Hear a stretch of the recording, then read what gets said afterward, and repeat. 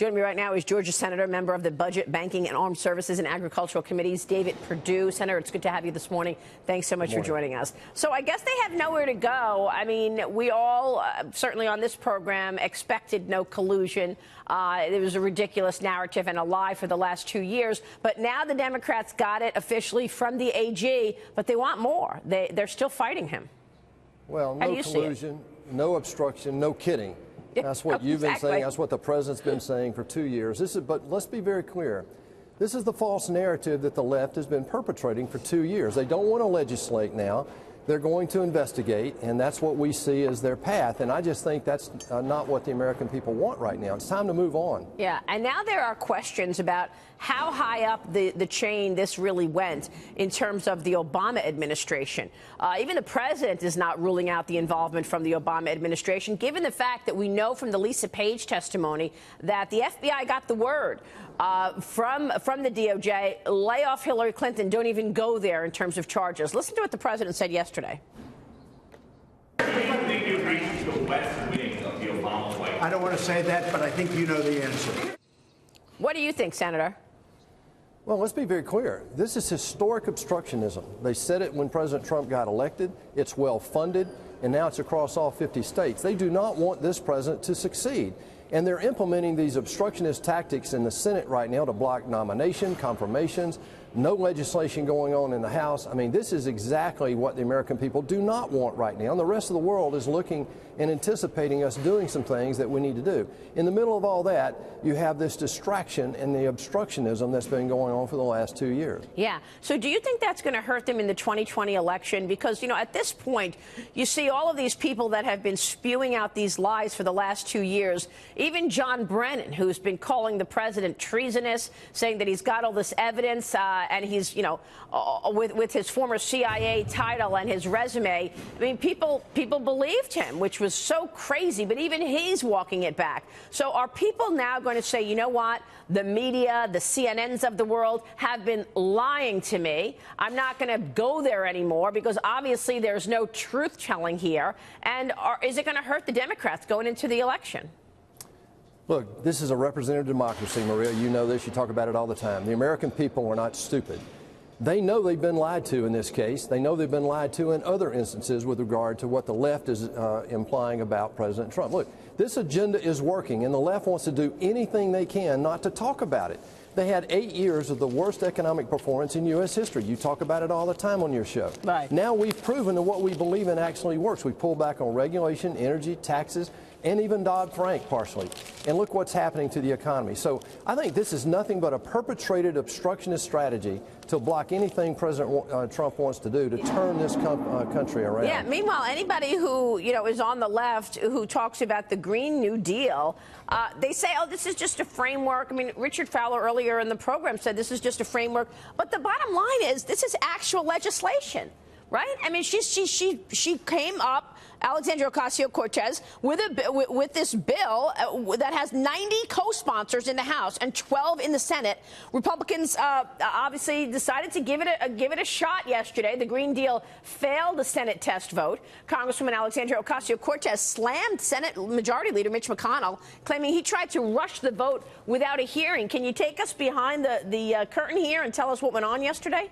Well, again, this is another manifestation of the obstructionism I'm talking about. We had United States senators, Democratic senators, on the terrazzo outside the Capitol screaming with crowds about bring on the Green New Deal, and then they walked in and wouldn't even give it a positive vote. I call that hypocrisy, Maria, and that's what we're seeing in the United States Senate right now. Look, this is so absurd. I never believed in my lifetime we'd be sitting here talking about the types of things that are included in the Green New Deal or in the modern monetary theory that they're now espousing to pay for this silly thing. Well, that's so this is just ridiculous. Yeah, and the Wall Street Journal op-ed this morning, I thought, you know, really said it well when they said basically it's giving Democrats the chance to show off courage of climate change convictions without being accountable to how to pay for any of this, without being accountable of the fact that this is going to cost $94 trillion.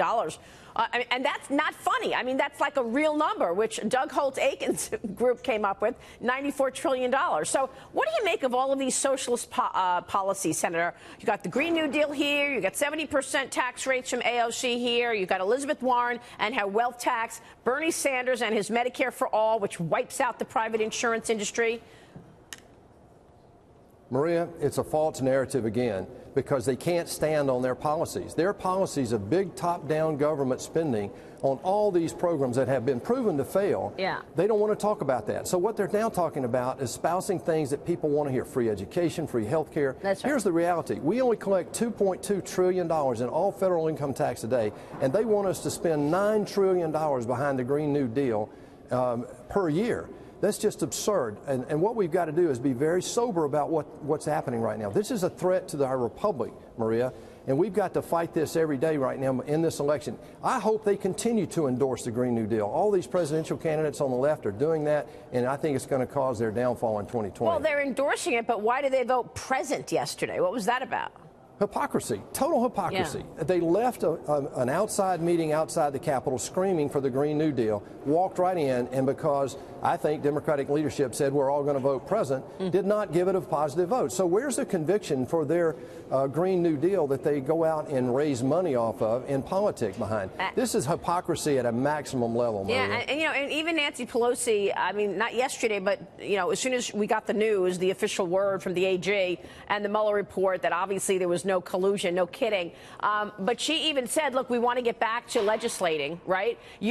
Will they really do that? Because I don't see a lot of that. You're still hearing the Adam Schiffs of the world talking about evidence of collusion, which I don't know. Did he show you that more than circumstantial evidence? Because he hasn't shown the AG, and certainly the AG hasn't found it, Senator. No, and it won't be there. I mean, this is all about distracting the American public. Right. What's the shiny object of the day? The left media picks up on it. They'll be talking about this for the next 2 years. Exactly.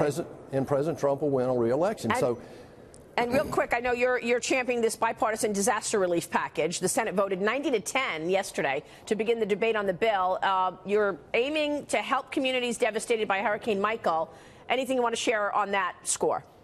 Well, I encourage all of our Republican brethren. I mean, 10 of us voted against this, and I get that. It's about spending, but this is a standalone disaster relief package, Maria. We've got to help farmers around the Southeast and the fire victims in California. Yeah, but is there any common ground on attacking the debt at some point, Senator? I mean, the spending out of control numbers have everybody talking about $22 trillion in debt and trillion-dollar deficits.